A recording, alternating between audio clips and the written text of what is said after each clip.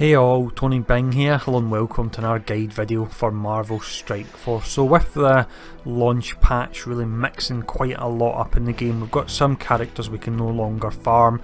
We've also got some characters that we couldn't really farm great before that we can now farm much faster. So that's changed things up a lot, and that's the reason we've got another top 10 video. And this is a series that as we get large changes to the game and new characters come in and characters get moved about and adjusted, that I'll look to constantly update and look to redo these particular videos. But this one will get you all sorted for the launch. Now, something that there's quite a large emphasis on in this particular top 10 is farmability of characters, because if you can only get a character to 1 or 2 stars, or if you can't really farm them at all, they're no use no matter how powerful they actually are. So that will be a big factor to bear in mind as we go through these.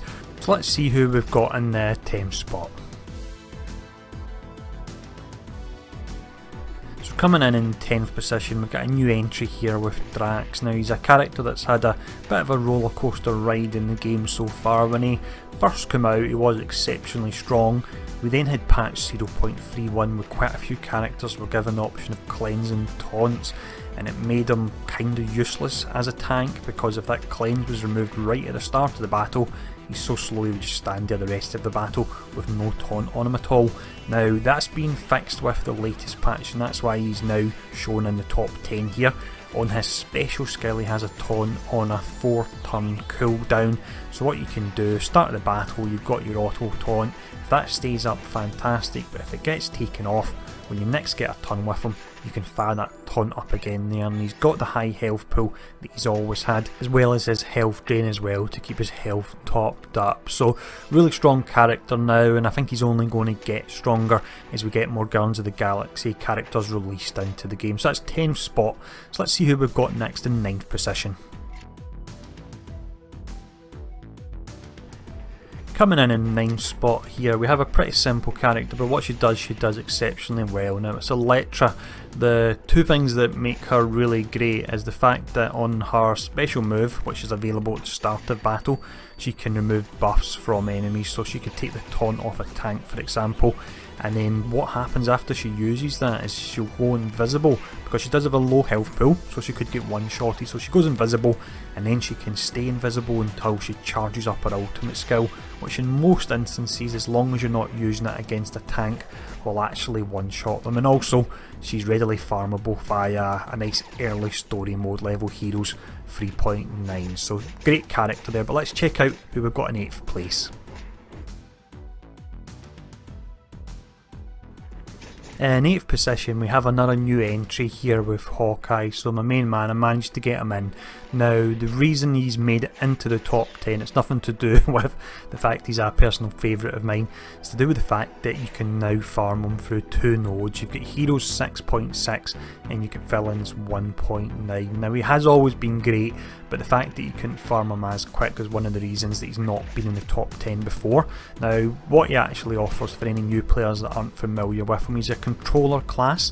He can remove buffs from enemies, but the great thing is he can remove them over a wide area and remove multiple buffs, and that's available at the start of battle. And then he actually has a blind as well on his ultimate skill.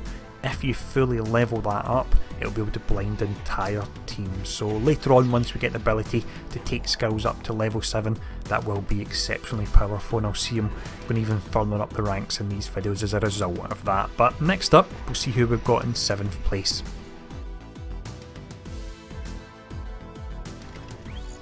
In 7th position then, we have Crossbones. Now, you can actually farm him through Blitz mode, also Villains 4.9, and there's an event for him for new players at the start of the game, so you can get him leveled up really quickly there. Now, he is a protector class. He can be a bit squishy. The reason I've included him is that if you pair him up with another tank and give him enough time to cast his ultimate, it can, in some occasions, actually take out an entire enemy team. It does an insane amount of damage. Like Hawkeye before him, once you get the option of actually levelling up his skills, you'll be able to use his ultimate in 2 turns rather than 3, so that really will make him incredibly beastly, and a character that, to be honest, if I see him in Blitz mode, I think twice about fighting that particular opponent. So really great character here, but let's see who we now have in 6th place.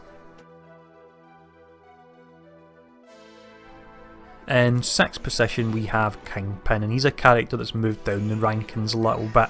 Now the reason for that is with the launch of the game, summon characters took a bit of a hit. It was something I think we all seen coming because they were massively overperforming. Now the nerf to summoners was the fact that the summons that they call in, they don't have as large a health pool anymore, so they can get one-shotted a lot quicker. Now despite that, Kingpin is still pretty fantastic. It takes a while to farm him because he comes at the end of the villain's mode, but once you get him, he's got his offence and defence up, which you can apply to allies. You can actually get assists from villains, so he's great in a villain team, and he's got his huge health pool as well. So he's still a very good character, he's just maybe not as powerful as he was previously. But let's see who we now have in 5th spot. In 5th place then we have a character that's seen some pretty huge buffs with patch 0.31, and she's been great since then, so it's Nebula. Now she actually got some snazzy new animations with the launch patch as well, so make sure to check them out next time you're playing. I put the speed down to ×1 rather than ×3.